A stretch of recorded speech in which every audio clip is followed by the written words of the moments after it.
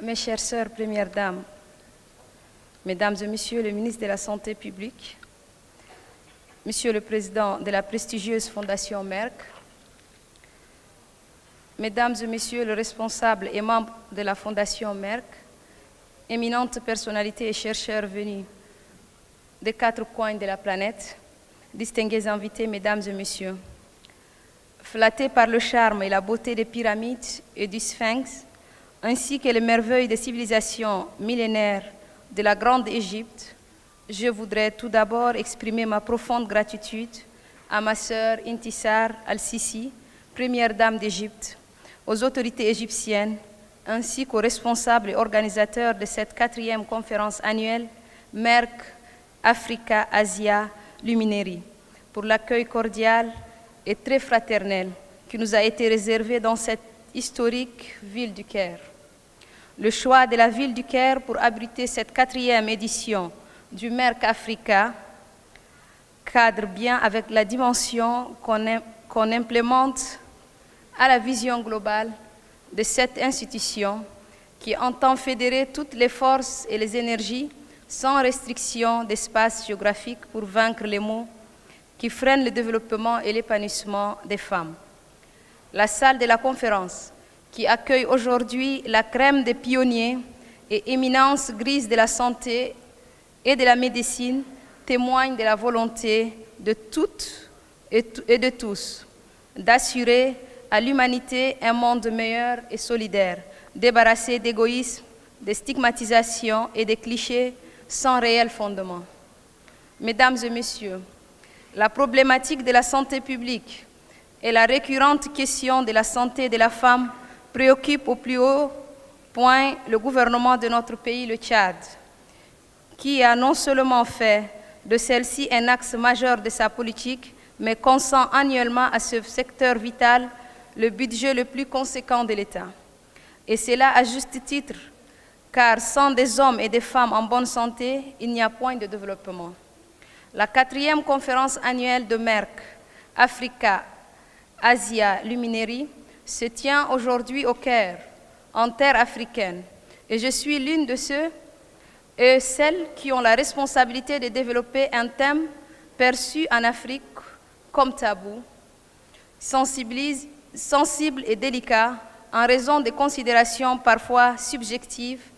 qui l'entourent et des préjugés qui le cristallisent. Il s'agit du renforcement des capacités de santé et l'habilitation des femmes stériles dans le pays. Nonobstant des luttes apprenantes menées en vue de rétablir la femme africaine dans ses droits les plus légitimes et lui donner la chance de contribuer au développement de la société, les pesanteurs sociales et certaines pratiques néfastes et dégradantes la relèguent à un rang inférieur au point de l'empêcher de s'exprimer, d'extirper les maux qui la rongent et d'accepter malgré elle de vivre en silence ses souffrances.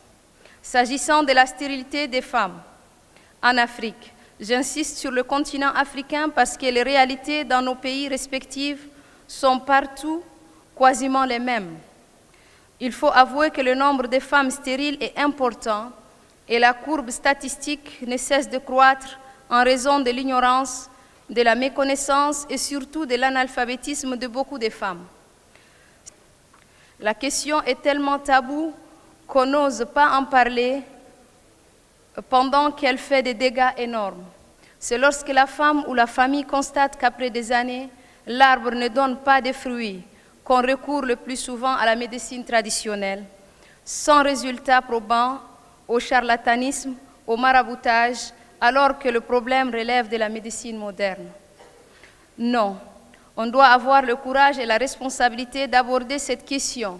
de la stérilité qui fait souffrir des milliers, sinon des millions de femmes. Elles en souffrent énormément. Les femmes stériles sont la risée de la société. Elles sont les parias et les malheurs de la communauté. Nos sœurs frappées de stérilité vivent